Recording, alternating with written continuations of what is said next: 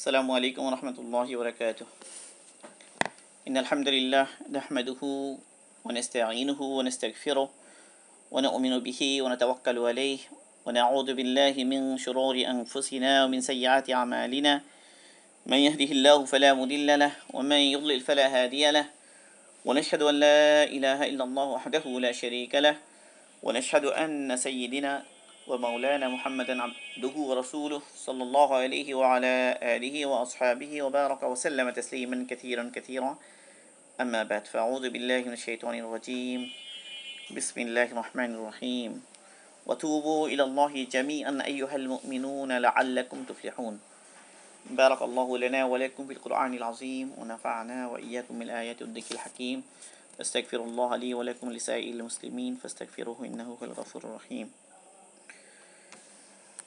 আলহামদুলিল্লাহ, আল্লাহ পাকের মেহেরবানিতে এটি রিয়াদুস সালিহিন মিন কালামি সাইয়্যিদুল মুরসালিন কিতাব থেকে আমাদের 16তম দার্স।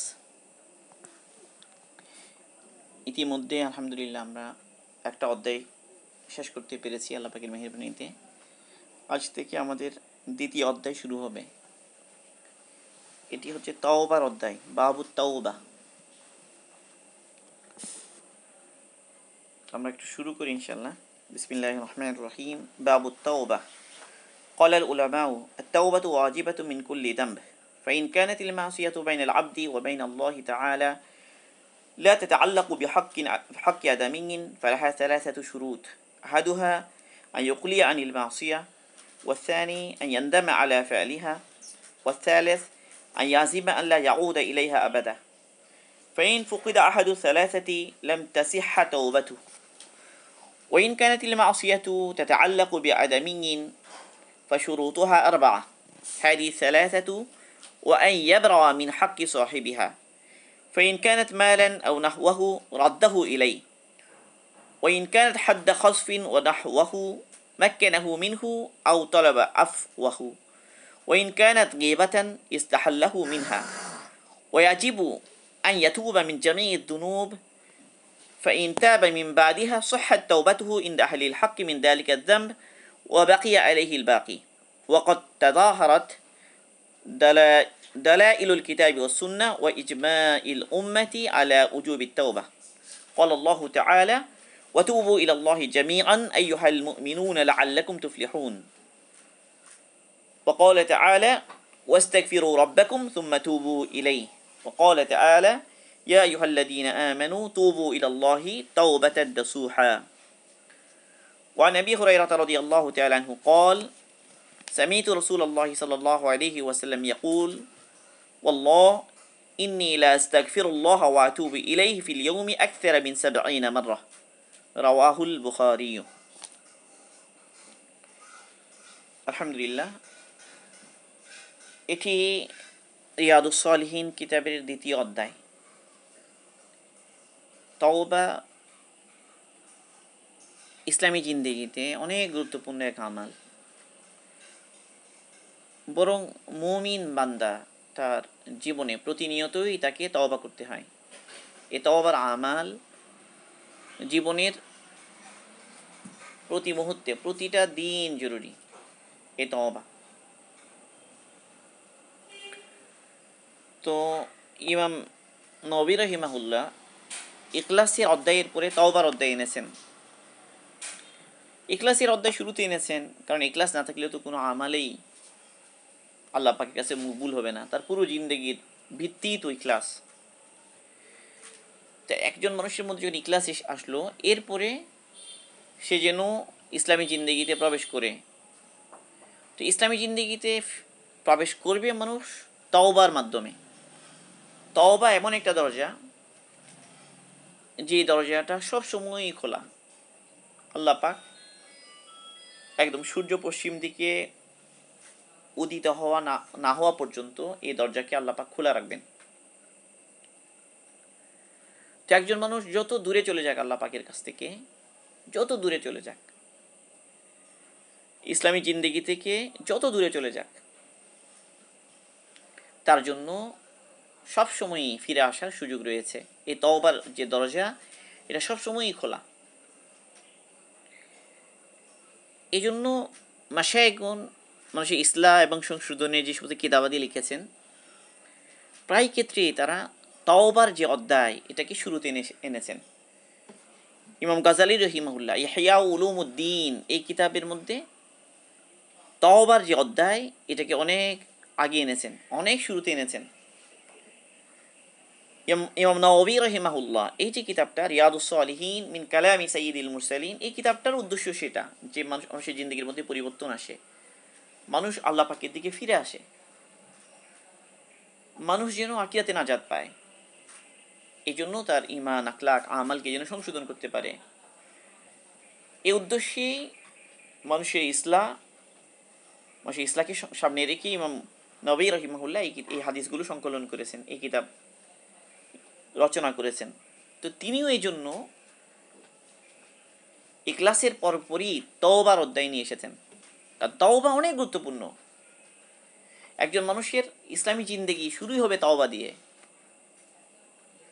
কারণ আল্লাহ পাক তো মানুষকে সৃষ্টি করেছেন বিশাল এক উদ্দেশ্যে, যেটা এই কিতাবের মুকাদ্দিমার মধ্যে আছে, ভূমিকার মধ্যে, ওয়ামা খলাকতুল জিন্না ওয়াল ইনসা ইল্লা লিয়াবুদুন, আমি মানুষ এবং জিন জাতিকে একমাত্র আমার ইবাদতের জন্যই সৃষ্টি করেছি। তো ইবাদতই উদ্দেশ্য, আল্লাহ পাকের আনুগত্যই উদ্দেশ্য। তো আনুগত্যই যেহেতু উদ্দেশ্য, এই কারণে সে যখনই আল্লাহ পাকের আনুগত্য থেকে দূরে সরে যাবে, তাহলে সে যেন তার যে উদ্দেশ্য মাকসাদ এখান থেকে দূরে সরে গেল। এখন আল্লাহ পাক তার জন্য রাস্তা খোলা রেখেছেন, সে আবার ফিরে আসবে, আবার আনুগত্যের প্রতি এসে যাবে, ফিরবে সে তার আসল লক্ষ্য, আসল গন্তব্যে সে ফিরে আসবে। ফিরে আসার জন্য তওবার যে দরজা এটা সব সময়ই খোলা। তো এই জন্য তওবার গুরুত্ব আমাদের অন্তরে বসে তওবার ইম্পর্টেন্স আমরা বুঝতে পারি, এবং আমরা প্রতিনিয়ত যেন তওবাকে প্রাধান্য দিই। এই কারণে ইমাম নবী রহিমাহুল্লাহ এই তওবার অধ্যায়টা একদম শুরুতেই এনেছেন। তওবা সম্পর্কিত এখানে কিছু আয়াত এসেছে, এরপরে রাসূল সাল্লাল্লাহু আলাইহি ওয়াসাল্লামের 12টি হাদিস এসেছে এই অধ্যায়ে। আমরা আজকে একটা হাদিস আলহামদুলিল্লাহ এখান থেকে পড়েছি, সে হাদিস নিয়ে কিছু আলোচনা হবে। এর আগে কিছু বুনিয়াদি আলোচনা আছে তওবা সম্পর্কে। এখানেও ইমাম নবী রাহিমাহুল্লাহ ভূমিকাতে বাবুত তওবা বলে তওবা কি, তওবার কি শর্ত, এগুলো আলোচনা করেছেন। এই বিষয়গুলো আমরা আলোচনা করবো ইনশাআল্লাহ। তো তওবার গুরুত্ব বোঝার জন্য সর্বপ্রথম এই কথাটা অন্তরে ঢুকানো দরকার যে তওবা এমন এক আমাল, যে আমাল সমস্ত গুনাহকে মুছে দেয়, যে আমাল সমস্ত গুনাহকে ধৌত করে দেয়। মানে নিজেকে পরিশুদ্ধ করার জন্যে তওবার চাইতে ইফেক্টিভ আর কোনো আমল নেই। প্রথম যে আমালের মাধ্যমে মানুষ পরিশুদ্ধ হবে এটা হলো তওবা। তওবা এমন এক আমাল তার সমস্ত গুনাহকে মুছে দেয়। এই জন্য আল্লাহ পাক সমস্ত গুনাহ থেকেই ফিরে তওবা করে আল্লাহ পাকের দিকে ফেরার জন্য বলেছেন, এবং আল্লাহ পাক বড় আশার বাণী শুনিয়েছেন, কুল ইয়া ইবাদিয়াল্লাযীনা আসরাফু আলা আনফুসিহিম লা তাকনাতু মির রাহমাতিল্লাহ ইন্নাল্লাহা ইয়াগফিরুদ যুনুবা জামিআ ইন্নাহু হুয়াল গফুরুর রহিম ওয়া আনিবু ইলা রাব্বিকুম ওয়া আসলিমু লাহ। এই আয়াত খুব প্রসিদ্ধ একটা আয়াত, আমরা অনেকেই আয়াত জানি, মুখস্থ আছে আমাদের অনেকেরই, যে আল্লাহ পাক বলছেন, হে রাসূল আপনি বলে দেন, কুল ইয়া ইবাদি, হে আমার ওই সমস্ত বান্দা, আল্লাযীনা আসরাফু আলা আনফুসিহিম, যারা নিজের উপরে জুলুম করেছে, অন্যায় করেছে, বেইনসাফি করেছে, লা তাকনাতু মির রাহমাতিল্লাহ, তারা যেন আল্লাহ পাকের রহমত থেকে নিরাশ না হয়। ইন্নাল্লাহা ইয়াগফিরুদ যুনুবা জামিআ, আল্লাহ পাক সমস্ত গুনাহ মাফ করে দেবেন। ইন্নাহু হুয়াল গফুরুর রহিম, কারণ নিশ্চয়ই তিনি গফুর ক্ষমাশীল, রহিম দয়ালু।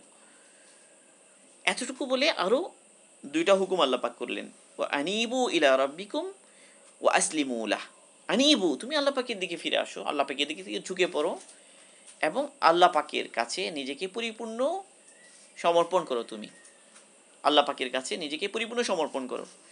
তাহলে বান্দার কাজ কি? তওবা করা, ফিরে আসা, এরপর আল্লাহ পাকের দিকে ঝুঁকে পড়া, এরপরে আল্লাহ পাকের কাছে নিজেকে পরিপূর্ণভাবে পেশ করে ফেলা, আর এখান থেকে সরে না যাওয়া।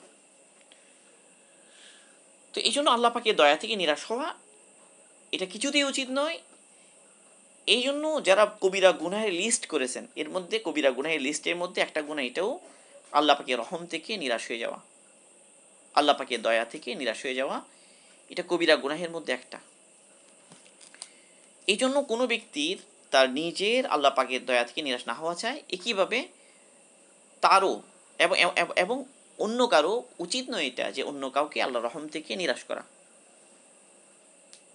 এই জন্য সলফে সালিহিনদের মধ্যে কেউ কেউ কথা বলেছে, ও ইন্নাল ফাকিহা কুল্লাল ফাকিহি আল্লাযী লা ইউআইসুন নাস মির রাহমাতিল্লাহ ওয়া লা ইউজবিরুহুম আলা মাআসিল্লাহ। তারা বলেছেন এই কথা, প্রকৃত জ্ঞানী, প্রকৃত বিজ্ঞ ব্যক্তি, দিনের ক্ষেত্রে প্রকৃত জ্ঞানী ওই ব্যক্তি যে মানুষকে আল্লাহ পাকের রহম থেকে নিরাশ করে না এবং মানুষকে আল্লাহ পাকের নাফরমানের জন্য বাধ্য করে না। প্রকৃত জ্ঞানী কখনোই মানুষকে আল্লাহ পাকের নাফরমানের দিকে ঠেলে দিতে পারে না। প্রকৃত জ্ঞানী কখনোই মানুষকে আল্লাহ পাকের রহম থেকে নিরাশ করতে পারে না। তো কুনুত শব্দ যেটা, এটা হলো নিরাশ হওয়া। আল কুনুত, নিরাশ হওয়া মানে একজন মানুষ আস্তে আস্তে এই ধারণা করতে থাকে, এই কথা সে বিশ্বাস করতে থাকে যে আল্লাহ পাক সম্ভবত তাকে মাফ করবেন না। সে মনে করে যে আল্লাহ পাক আমাকে তো মাফ করবেন না। এবং শয়তানও মানুষকে ঠিক এই জায়গায় ধোঁকা দেয়। মানুষ যে ফিরে আসতে পারে না, মানুষ ফিরে ফিরে আসে না, আসতে পারে না, কারণ কি? সে নিরাশ হয়। শয়তান তাকে প্রতিনিয়ত নিরাশ করে। শয়তান একদিকে মানুষকে নাফরমানির মধ্যে লাগিয়ে দেয়, সাথে সাথে তাকে নেশার মধ্যে ফেলে দেয় যে না, আল্লাহ পাক তোমাকে মাফ করবে না, এত গুনাহ তো আল্লাহ পাক মাফ করবে না, এমন গুনাহ তো আল্লাহ পাক মাফ করবে না। এইভাবে মানুষকে শয়তান নিরাশও করে দেয়। তো অনেক মানুষ যে তওবা করে না, একটা হলো ধোকায় পড়ে তওবা করে না। শয়তান বিভিন্ন ধরনের ধোকা ওয়াসওয়াসা দেয় মানুষের অন্তরে, সে তওবা করে না। তওবা না করার আরেকটা কারণ হলো, মানুষ অনেকে মনে করে যে তওবার তো অনেক শর্ত, এতগুলো শর্ত পূরণ করাটা আমার পক্ষে সম্ভব হবে না। তওবা যেহেতু কঠিন, কঠিন আমাল এবং তার অনেক শর্ত পূরণ করতে হবে, তো কাজে আমার পক্ষে তো তওবা করা, খাঁটি তওবা করা আমার পক্ষে সম্ভব হবে না। তো আমার পক্ষে যেহেতু খাঁটি তওবা করা সম্ভবই হবে না, তো আমাকে আল্লাহ পাক মাফও করবেন না, ক্ষমাও করবেন না। এইভাবেই সে আল্লাহ পাকের রহম থেকে নিরাশ হয়ে যায়। তাহলে তওবার থেকে মেসেজ কি? আল্লাহ যে তওবা করার কথা বলছেন, বারবার বারবার বলছেন তওবা করো, ফিরে আসো। মেসেজ কি এটা? যে তওবা এমন এক আমাল যেটা সব গুনাহকে মুছে দেয়, সব গুনাহকে মাফ করে দেয়। এরকম একটা আমাল। এই জন্য হাদিসে এসেছে, আত্তাইবু মিনাদ দামবি কামান লা দামবা লাহু। যে গুনাহ থেকে তওবা করেছে সে এমন যার যেন কোনো গুনাহই নাই, যেন সে কোনো গুনাহই করেনি এমন। এই জন্য আহলুস সুন্নাহ ওয়াল জামাআহ এর রায় হলো যে সব ধরনের গুনাহ থেকে তওবা সম্ভব এবং আল্লাহ পাকের কাছ থেকে সব গুনার জন্য ক্ষমা পাওয়া সম্ভব। বান্দা যদি চায়, বান্দা যদি একনিষ্ঠ হয়, সে যদি চেষ্টা করে ফিরে আসে আল্লাহ পাকের দিকে, আল্লাহ পাকের সব গুনাহ থেকে মাপ পাওয়া এটা সম্ভব। এমনকি শিরিক যদি করে ফেলে, শিরিক গুনাহ, শিরিক, এমনকি কুফরের মধ্যে যদি চলে যায়, কুফর, শিরক, এই সমস্ত গুনাহ থেকেও যদি সে তওবা করে ঈমান আনে, মুসলমানের মধ্যে দাখিল হয়ে যায়, তো শিরকের গুনাহ আল্লাহ পাক মাফ করবেন। তওবার দ্বারা শিরকের গুনাহ মাফ হবে। তো এখানে আরেকটা যে আয়াত কোরআনে পাকে, সে আয়াতের সাথে মানুষ একটু গুলিয়ে ফেলে, কারণ সেখানে আল্লাহ পাক বলেছেন, ইন্নাল্লাহা লা ইয়াগফিরু আন ইউশরাকা বিহি ওয়া ইয়াগফিরু মা দুনা যালিকা লিমান ইয়াশা, যে নিশ্চয়ই আল্লাহ পাক শিরকের গুনাহ ক্ষমা করবেন না এবং এছাড়া অন্য যে কোনো গুনাহ যাকে ইচ্ছা আল্লাহ পাক মাফ করে দেবেন। শিরিক ব্যতীত এর নিচের স্তরে যত গুনাহ আছে সেগুলো আল্লাহ পাক মাফ করে দেবেন। তো অনেকে এখান থেকে মেসেজ নেয় যে শিরিকের গুনাহ এটা কখনো মাফ হবে না। আসলে বাস্তবতা হলো, এখানে এই আয়াতের দ্বারা উদ্দেশ্য হলো যে অন্য সব গুনার ব্যাপারে বান্দা যদি তওবা নাও করে, ফিরে নাও আসে, এটা একটা সম্ভাবনা আছে যে আল্লাহ পাক শিরিকের নিচের স্তরে যত গুনাহ আছে এই সব গুনাহগুলো আল্লাহ পাক ইচ্ছে করলে যে কাউকে মাফও করে দিতে পারেন। কিন্তু শিরিকের গুনাহটা এমন যে যতক্ষণ সে নিজে শিরিক থেকে নিজে মুক্ত না হবে, শিরিক থেকে ফিরে না আসবে, পরিপূর্ণভাবে তওবা করে না ফেলবে, ততক্ষণ কিছুতেই আল্লাহ পাক মাফ করবেন না। এইটা হলো মেসেজ। মানে তওবা, শিরক এটা এমন একটা গুনাহ, তাকে এখান থেকে ফিরে আসতে হবে। কারণ শিরকের কারণে, বিশেষ করে শিরক আকবর, এটার কারণে তো মানুষ কি হয়ে যায়? মুশরিক হয়ে যায়, ঈমান চলে যায়। তাহলে তাকে শিরক থেকে তওবা করে ঈমানকে নবায়ন করে ফিরে আসতে হবে। ফিরে আসার পরে আল্লাহ পাক যে কোনো গুনাহ মাফ করে দিতে পারেন। কিন্তু শর্ত এটা, শিরক থেকে ফিরে আসতে হবে। তো এই জন্য তওবা ছাড়া মৃত্যু হলে যে সে ক্ষমা পাবে না, এই কথার অর্থ কি? তওবা ছাড়া মৃত্যু হলে ক্ষমা পাবে না, এই কথার অর্থ এটা যে যদি সে এমন কোনো গুনাহ বা এমন কোনো যে কুফরি বা শিরক যদি সে করে ফেলে, তাহলে যতক্ষণ সে আবার ইসলামের মধ্যে দাখিল না হবে, কুফরি অবস্থায় সে মারা যাবে। তো কুফরি অবস্থায় মারা গেলে তো তাকে আল্লাহ মাফ করবেন না, এটা একটা সোজা কথা। ইন্নাল্লাযীনা কাফারু ওয়া সাদ্দু আন সাবিলিল্লাহ সুম্মা মাতু ওয়া হুম কুফফার ফালা ইয়াগফিরাল্লাহু লাহুম। আল্লাহ পাক বলেছেন যে যারা কুফরি করেছে এবং আল্লাহ পাকের দ্বীনের পথে যারা বাধা সৃষ্টি করেছে, অতঃপর তারা মারা গেছে কুফর অবস্থায়, আল্লাহ পাক তাদেরকে কখনো ক্ষমা করবেন না। এই কখনো ক্ষমা করবেন না এবং এর আগের আয়াত ইন্নাল্লাহা লা ইয়াগফিরু আন ইউশরাকা বিহি, এই সব আয়াতের মেসেজ একটা যে যেই সমস্ত গুনার কারণে ঈমান চলে গিয়েছে, ঈমান নষ্ট হয়ে গিয়েছে, সেই সমস্ত গুনার ক্ষেত্রে শিরক, কুফরি, এগুলো এই সমস্ত গুনাহ, শিরক আকবর, কুফরে আকবর, এই সমস্ত আমাল বা বদ আমাল মানুষের ঈমান নষ্ট করে দেয়, তাকে আবার ইসলামের মধ্যে দাখিল হতে হবে যেন কুফরি অবস্থায় তার মৃত্যু না হয়। কারণ কুফরি অবস্থায় মৃত্যু হলে তো আল্লাহ পাক মাফ করবেন না। তাহলে যদি সে কুফরি থেকে ফিরে আসে, শিরিক আকবর থেকে যে ফিরে আসে, এরপর যদি সে ইনশাআল্লাহ ইসলামের মধ্যে দাখিল হয়ে যায়, তো তার গুনাহ অনেক বেশি হতে পারে। যত বেশি হোক না কেন, আল্লাহ পাক একদিন না একদিন তাকে জাহান্নাম থেকে মুক্তি দান করবেন। এবং এমনও সম্ভাবনা আছে যে আল্লাহ পাক থেকে পরিপূর্ণ ক্ষমাও করে দিতে পারেন, আল্লাহ পাকের ইচ্ছা, আল্লাহ পাকের দয়া যদি এসে যায়। কিন্তু একটা ব্যক্তি কোনো পাপই করে না, অন্য কোনো গুনাহ তার নাই, কিন্তু সে মুশরিক, সে কাফের, সে খুলুদ ফিন্নার হবে, চিরস্থায়ীভাবে জাহান্নামী হবে। কুফরি এবং শিরক আকবর এবং কুফর এমন এমন মাসিয়ত, এমন অপরাধ যেটার কারণে সে চিরস্থায়ীভাবে জাহান্নামী হবে, যদিও বা বাহ্যিকভাবে তার অন্য বড় কোনো অপরাধ নেই, অন্য কোনো কারো সে কোনো জুলুম সে করেনি, তেমন কোনো অন্যায় করেনি। যে অনেক সন্ন্যাসীরা আছে, মানে অনেক পাদ্রীরা আছে যে যারা হয়তো মুসলমান না, কিন্তু তারা কোনো অন্যায় করে না, কোনো জুলুম করে না, হতে পারে যে অনেক ভালো কাজও তারা করে, মানুষের অনেক সেবাও তারা করে, কিন্তু ঈমান নেই। ঈমান এবং তাওহীদ এই নিয়ামত থেকে বঞ্চিত, অন্য কোনো নাফরমানি করে না, অন্য কোনো গুনাহ করে না। তো অবস্থা যাই হোক না কেন, কুফর এবং শিরক এমন গুনাহ যেটার কারণে, যেটা এনাফ, যথেষ্ট চিরস্থায়ীভাবে জাহান্নামী হওয়ার।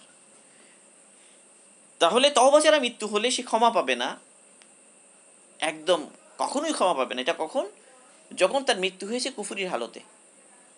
সুম্মা মাতু ওয়া হুম কুফফার ফালা ইয়াগফিরাল্লাহু লাহুম, সূরা আল্লাহ কোরআনে পাকে আল্লাহ পাক যেটা বলেছেন, একেও মুনাফিকদের ব্যাপারে, মানে এমন নেফাক, যে নেফাকের কারণে মানুষ ইমান থেকে দূরে ছিটকে পড়ে, এমন নেফাক যে নেফাক মানুষকে ইসলাম থেকে বের করে দেয়, এমন নেফাক। নেফাকের মধ্যে দুই ধরনের, নেফাকে ইতিকাদি, নেফাকে আমালি। নেফাকে আমালি যেমন এক হাদিসে এসেছে যে মুনাফিকের আলামত তিনটি: যখন কথা বলে মিথ্যা বলে, যখন আমানত রাখা হয় আমানতের খেয়ানত করে, যখন ওয়াদা করে ভঙ্গ করে। তো এগুলো হচ্ছে নেফাকে আমলি। কিন্তু আরেকটা হচ্ছে নেফাকে ইতিকাদি, মানে বিশ্বাসের সাথে সম্পর্কিত নেফাক, মানে ভিতরে বাস্তবে ইমান নেই কিন্তু নিজেকে ইমানদার হিসেবে জাহির করে, যে বাস্তবে মুনাফিক।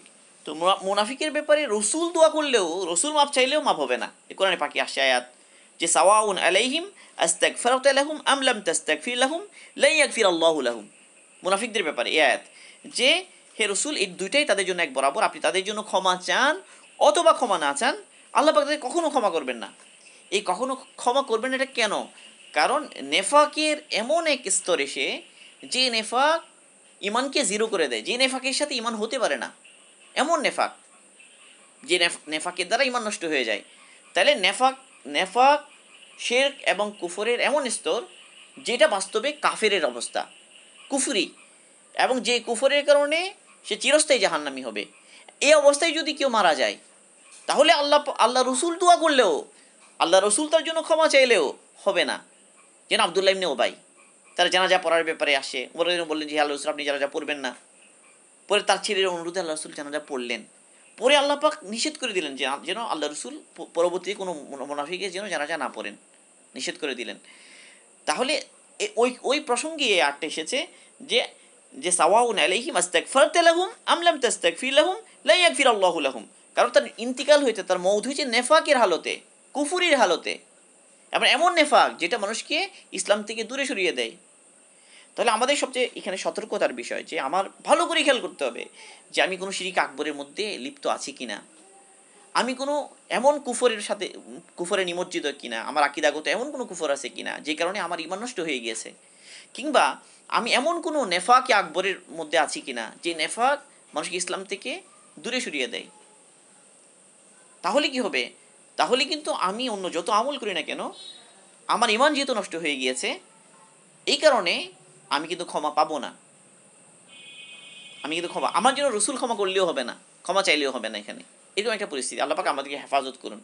কারণ এই তিনও অবস্থা, যে শিরিক আকবর এবং মানে বড় কুফরে আকবর, আর হলো নেফাক মানে বিশ্বাসগত নেফাক, যে সমস্ত জিনিস থেকে মানুষ যতক্ষণ ফিরে আসবে না, তওবা করে যতক্ষণ ঈমান গ্রহণ করবে না, খালেস তাওহীদের উপরে আসবে না, ততক্ষণ পর্যন্ত এই আয়াত তার জন্য প্রযোজ্য। ইন্নাল্লাযীনা কাফারু ওয়াসাদ্দু আন সাবিলিল্লাহ সুম্মা মাতু হুম কুফার ফালা ইয়াগফিরুল্লাহু লাহুম। কারণ তার ইন্তিকাল হয়েছে এই কুফর অবস্থায়। এছাড়া যারা ইমানদার, যারা মুমিন, যারা শিরিক আকবর থেকে মুক্ত, যারা নেফাকে ইতিকাদি থেকে মুক্ত, যারা কুফরে আকবর থেকে মুক্ত, যারা মুমিন, গুনাহগার হতে পারে কিন্তু মুমিন, তাদের সবার জন্য তওবার দরজা খোলা আছে। এবং তাদের সবার জন্য আল্লাহ পাকের তরফ থেকে এই ওয়াদা, ইন্নাল্লাহা ইয়াগফিরু যুনুবা জামিআ, ইন্নাল্লাহা ইয়াগফিরু যুনুবা জামিআ, আল্লাহ পাক সমস্ত গুনাহ মাফ করে দেবেন, সমস্ত গুনাহ। এই ওয়াদা তাদের জন্য। এই জন্য দেখা যায় যে কুরাইশদের বড় বড় নেতা যারা পরবর্তী ইসলাম কবুল করেছেন, অথচ ইসলাম কবুল করার আগে তারা কত বেশি ইসলামের বিরোধিতা করেছেন, কত বেশি রসুলকে কষ্ট দিয়েছেন, রসুলের সাথে তারা লড়াই করেছেন, কিন্তু ইসলাম কবুল করার পরে আল্লাহ পাক তাদের সমস্ত গুনাহ মাফ করে দিয়েছেন। এমনকি তাদের ইসলাম অনেক সুন্দর ছিল, যেমন আবু সুফিয়ান ইবনে হারব, হারিস ইবনে হিশাম, সোহাইল ইবনে আমর, সফওয়ান ইবনে উমাইয়া, ইকরামা ইবনে আবু জাহল রাদিয়াল্লাহু তাআলা আনহুম, তাদের সবার নামে শেষে আমরা রাদিয়াল্লাহু আনহুম বলছি। কারণ কি? তারা সুম্মা মাতু ওয়া হুম কুফার এমন হয়নি, তারা সবাই ইসলামের মধ্যে দাখিল হয়েছেন এবং ইসলামের অবস্থায় তাদের ইন্তিকাল হয়েছে। এই জন্য তারা সবাই রাদিয়াল্লাহু আনহু, রাদিয়াল্লাহু তাআলা আনহু। এই জন্য আমর ইবনুল আস রাদিয়াল্লাহু তাআলা আনহু যখন ইসলাম কবুল করলেন, তখন আল্লাহ রাসূল তাকে বললেন, ইয়া আমর আমা আলিমতা আন্নাল ইসলামা ইয়াজুব্বু মা কানা ক্বাবলাহ। হে আমর, তুমি কি কথা জানো না যে ইসলাম তার আগের জিন্দেগিতে যা যা বদামল আছে, যা যা গুনাহ আছে, সবগুলোকে মুছে দেয়, সবগুলোকে মিটিয়ে দেয়। তুমি কি এটা জানো না? হচ্ছে আমর ইবনুল আস রাদিয়াল্লাহু, তিনি কেমন ব্যক্তি ছিলেন? তিনি কুফরের দিকে দাওয়াত দেওয়ার ক্ষেত্রে, মুসলমানদেরকে কষ্ট দেওয়ার ক্ষেত্রে একদম শীর্ষে ছিলেন। সেই ব্যক্তি যখন ইসলাম কবুল করলেন, আল্লাহ রাসূল তাকে উদ্দেশ্য করে বলছে, ইয়া আমর আমা আলিমতা আন্নাল ইসলামা ইয়াজুব্বু মা কানা ক্বাবলা। তুমি এই কথা জানো না ইসলাম আগের সব গুনাহকে কি করে দেয়? ক্ষমা করে দেয়। তাহলে এবং অন্য জায়গায়ও আছে এই কথাটা, কুল লিল্লাযীনা কাফারু ইয়ানতাহু ইয়াগফির লাহুম মা ক্বাদ সালাফ। সূরা আনফালের মধ্যে আছে আয়াতটা, যে হে রাসূল, আপনি কাফেরদেরকে বলে দেন, তারা যদি তাদের যে কুফরি এটা থেকে যদি বিরত হয়, তারা যদি ফিরে আসে ইসলামের মধ্যে, ইয়াগফির লাহুম, আল্লাহ পাক তাদেরকে ক্ষমা করে দিবেন, মা ক্বাদ সালাফ, যা আগে অতিবাহিত হয়ে গিয়েছে, আগে যত অপরাধ তারা করেছে সব সব মাফ। কারণ ইন্নাল ইসলামা ইয়াহদিমু মা কানা ক্বাবলাহু, ইসলাম তার আগের জীবনের সমস্ত অপরাধকে ক্ষমা করে দেয়। আল্লাহ পাক আমাদেরকে মানে ঈমান এবং ইসলামের এই দৌলতের গুরুত্ব বুঝার তৌফিক দান করুন, যে ঈমান এটা কত বড় নিয়ামত, ইসলাম এটা কত বড় নিয়ামত, তাওহীদ এটা কত বড় নিয়ামত। তাহলে যেখানেই ঈমানদারকে তওবা করতে বলা হয়েছে, এসব জায়গায় অর্থ হবে তাকে কবিরা গুনাহ থেকে তওবা করতে বলা হয়েছে। তাহলে ওয়াস্তাগফির লিযামবিক, কোরআনে পাকের আয়াতগুলো খেয়াল করি আমরা, ওয়াস্তাগফির লিযামবিক, যে গুনাহ থেকে তওবা করো। এই গুনাহ মানে গুনাহে কবিরা, বিভিন্ন জায়গায় এসেছে এগুলো। ফাআলাম আন্নাহু লা ইলাহা ইল্লাল্লাহ ওয়াস্তাগফির লিযামবিক ওয়ালিল মুমিনিনা ওয়ালিল মুমিনাত।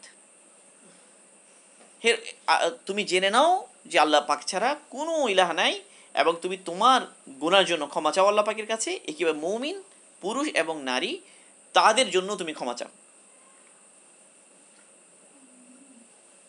এবং সূরা হুদের মধ্যে এসেছে, ওয়ানিস্তাগফিরু রাব্বাকুম সুম্মা তুবু ইলাইহি ইউমাত্তিউকুম মাতাআন হাসানা ইলা আজালি মুসাম্মা, যে কি করো, তোমার রবের কাছে তওবা ইস্তেগফার করো, তার কাছে তওবা করো, তো আল্লাহ পাক তোমাদেরকে উত্তম বদলা দান করবেন এবং একটা নির্দিষ্ট সময় পর্যন্ত তুমি আল্লাহ পাকের নিয়ামত ভোগ করতে পারবে, উত্তম জীবন তুমি যাপন করতে পারবে। তাহলে গুনাহ থেকে তওবার দ্বারা উদ্দেশ্য হলো গুনাহে কবিরা থেকে তওবা। তিনটা বিষয়, একটা হলো ইমান, একটা হলো তাওহীদ, একটা হলো ফারায়েস। মানে এক হলো ইমান এবং তাওহীদ, যেটা আগেই বললাম একদম প্রথম শর্ত, মানে যেটা তার ইসলামই নাই, মুসলমানই না সে, তাহলে ইমান আর তাওহীদ। এরপরে ফারায়েস, মানে আল্লাহ পাকের ফরজ বিধানগুলো, ফরজ বিধানগুলোর ক্ষেত্রে অবহেলা, গাফলতি, এটা অনেক বড় অপরাধ। তাই ফরজ বিধানগুলো আমাকে মজবুতির সাথে ধরতে হবে। যদি আমার ফরজ কোনো বিধানে অলসতা থাকে, অবহেলা থাকে, তো আমাকে তওবা করে এই ফরজ বিধানগুলোকে আঁকড়ে ধরতে হবে। সলাত, সওম, জাকাত, ফরজ হজ, মানে ফরজগুলো, ফরজ এবং ওয়াজিবাত। এরপরে হারাম যেগুলো আছে, হারাম যেগুলো আল্লাহ পাকের নিষিদ্ধ জিনিস, সেগুলো কি করতে হবে, ত্যাগ করতে হবে। তাহলে এটা খুব গুরুত্বপূর্ণ বিষয় যে কবিরা গুনাহ থেকে তওবা করতে হবে। একটা দুটো নয়, আমার জীবনকে পরিপূর্ণ কবিরা গুনাহ থেকে মুক্ত করে আল্লাহ পাকের কাছে যেতে হবে। মানে মৃত্যুর আগে আগে সমস্ত কবিরা গুনাহ থেকে আমাকে তওবা করে ফিরে আসতে হবে। এখন তওবাটা কি, ইস্তেগফারটা কি, ইস্তেগফারের শর্তগুলো কি, তওবার শর্তগুলো কি, এটা নিয়ে একটু আলোচনা দরকার। যে ইমাম নববী রাহিমাহুল্লাহ বাবু তওবা এই অধ্যায়ের একদম শুরুর দিকে বলেছেন। তিনি বলেছেন ক্বালাল উলামাউ, উলামাগণ বলেন আত তাওবাতু ওয়াজিবাতু মিন কুল্লি যামব, উলামাগণ বলেন সমস্ত গুনাহ থেকে তওবা করা ওয়াজিব। সমস্ত গুনাহ, সমস্ত গুনাহ বলতে উদ্দেশ্য কি, সমস্ত গুনাহে কবিরা থেকে তওবা করাটা ওয়াজিব। ফাইন কানাতিল মাসিয়াতু বাইনাল আবদি ওয়া বাইনাল্লাহি তাআলা লা তাতাআল্লাকু বিহাক্কি আদামিয়িন ফালাহা সালাসাতু শুরুত। তিনি বলছেন যখন গুনাহ হয় বান্দা এবং আল্লাহ, আল্লাহ পাকের হক বান্দা কি করে নষ্ট করে, আল্লাহ পাকের নাফরমানি করে, কিন্তু এর সাথে কোনো মানুষের হক জড়িত নয়, এমন যদি হয় তাহলে এই ধরনের ক্ষেত্রে তওবার জন্য তিনটা শর্ত।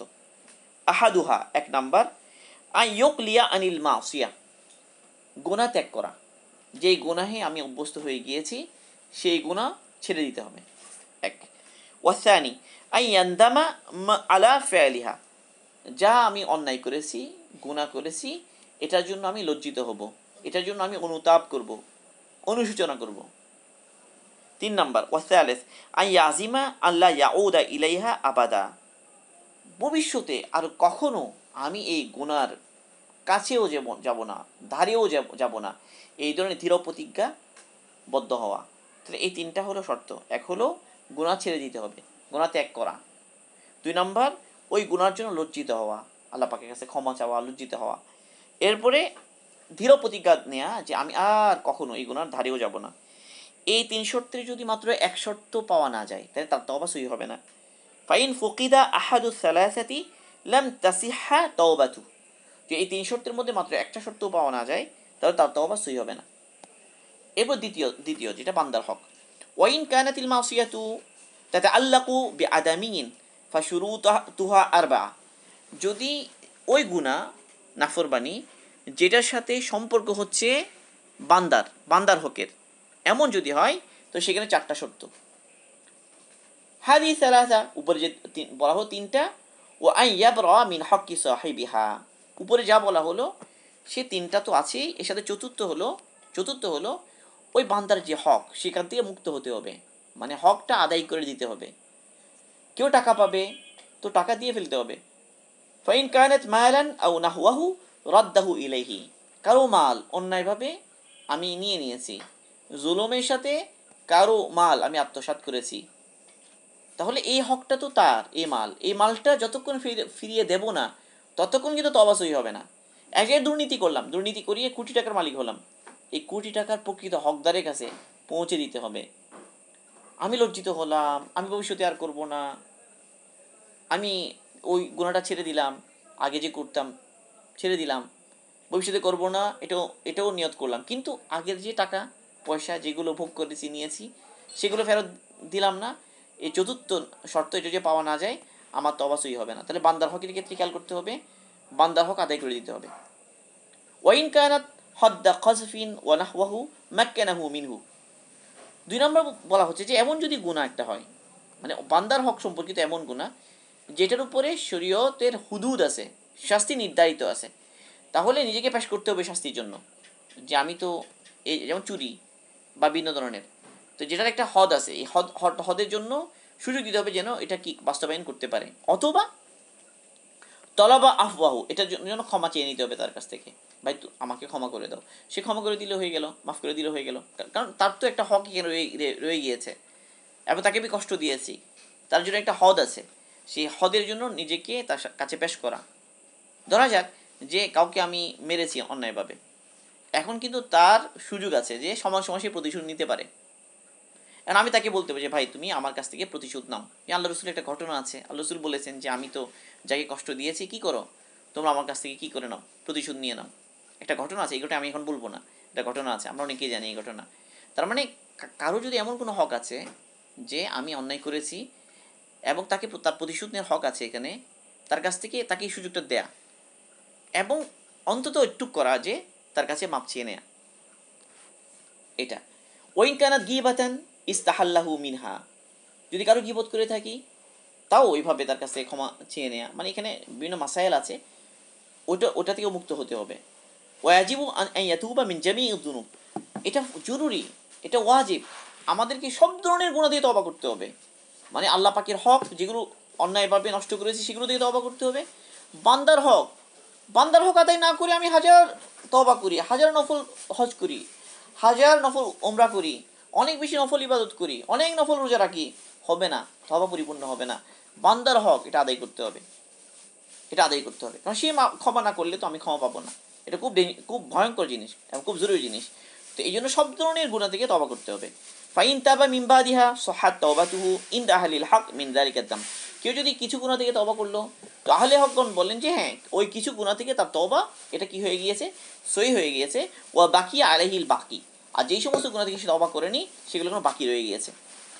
ওয়াকাদ তাদাহারাত দালাইলুল কিতাবি ওয়াস সুন্নাহ ওয়া ইজমাউল উম্মাহ আলা উজুবিত তাওবা। তিনি বলছেন যে কোরআনের আয়াত এবং আল্লাহ রাসূলের হাদিস এবং উম্মতের ইজমা দ্বারা বোঝা যায় এই তওবা করাটা ওয়াজিব।